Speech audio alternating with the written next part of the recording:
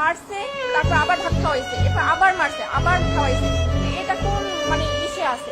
মানুষকে তো এরকম মাইরে ফেলায় না। সে যদি একটা খুনিও হইতে পারে, তাহলে তো এরকমের জীবন্ত মাইরে ফেলাইতে পারে না বলেন। ওরা প্রশাসনের কাছে দেন, কিন্তু ওরা ওরা মাইরেন না। নিতে হলে টাকা দিতে হবে 35,000। 35,000 টাকা দিয়ে ছাড়াই নেন, নাহলে আমরা ওরা ছাড়বো না, ওরা আরো মারবো। ফ্যামিলির কেউই নাই একটা মানুষের। আমার আপনার কি যদি এরকম থাকতাম, তা আমরাও একই পথের প্রতীক হইতাম। যে মা বাবা ভাই বোন কেউই নাই। মূলত 11টার দিকে আমার বাবাকে ফোন দেওয়া হয়েছে, রাত 11টার সময় ফোন দেওয়া হয়েছে, আপনি কি তোফাজ্জেলের মামা?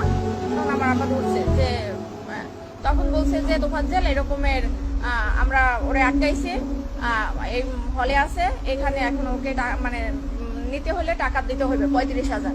35,000 টাকা দিয়ে ছাড়াই নেন, নাহলে আমরা ওরা ছাড়বো না, ওরা আরো মারবো। তখন আমার আপা বললো যে আমি তো গ্রামের বাড়িতে, আমি কিভাবে করবো।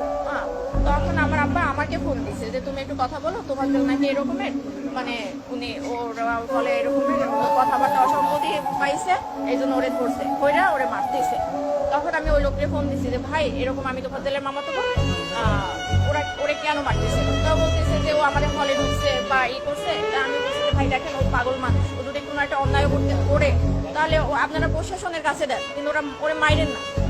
তখন বলে কি আপনি যে পাগল, কিন্তু ও তো ওর আচার আচরণের কথাবার্তা। একটা পাগলের মামার নাম্বার কেন মুখস্থ থাকবে? একটা পাগলের সে চাচাতো ভাইয়ের নাম্বার পর্যন্ত মুখস্থ থাকে, তাহলে সে কিভাবে পাগল হয়? আমি বলছি দেখেন ও অনেক মেধাবী ছিল, ওর মা বাবা ভাই বোন সবাই কেউই নাই বলতে গেলে। ও এই কারণে ওর ভাই লাস্ট গত বছর 15 রোজায় হলো লিভার ক্যান্সারে মারা গেছে। তো ওই ভাইয়া ও আগেই মাথায় সমস্যা ছিল, ভাইয়া অনেক ডক্টর দেখাইছে, মানে আমার ফুপু মারা যাওয়ার পর থেকে ওর এই সমস্যাটা হয়েছিল। কিন্তু কারো কোনো ওই যে আপনি খাবার খাচ্ছেন, আপনার থেকে টান দিয়ে নিয়ে খাইলো, মানে ওর ক্ষুধার জ্বালার কারো থেকে টাকা নিল চাইয়া, যে এইরকম। ওর বাবা মারা গেছে রোড অ্যাক্সিডেন্টে 8 বছর আগে। 5 বছর আগে ওর মা মারা গেছে লিভার ক্যান্সারে। তারপর ছিল ওরা 2 ভাই।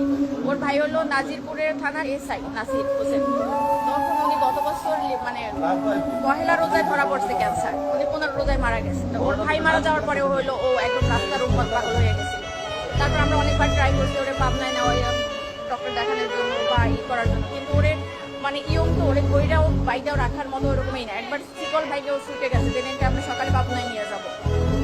এখন কালকের এই অবস্থা। পরে হলো ওই লোক, আমি ফোন দিচ্ছি পর উনিও আমাকে সেম একই কথা বলছে যে মানুষটা 4 বছর আগে থেকে পাগল, সে কিভাবে রাজনীতি করবে আর দলীয় বলতে কি? ও তো নিজের মানে পরনের কাপড়েও মাঝে মাঝে থাকতো না, তাহলে সে দলীয় করবে। মানুষকে তো এরকম মাইরে ফেলায় না। সে যদি একটা খুনিও হইতে পারে, তাহলে তো এরকমের জীবন্ত মাইরে ফেলাইতে পারে না বলেন। এটা কোন আইনে আছে আর কোথায় আছে?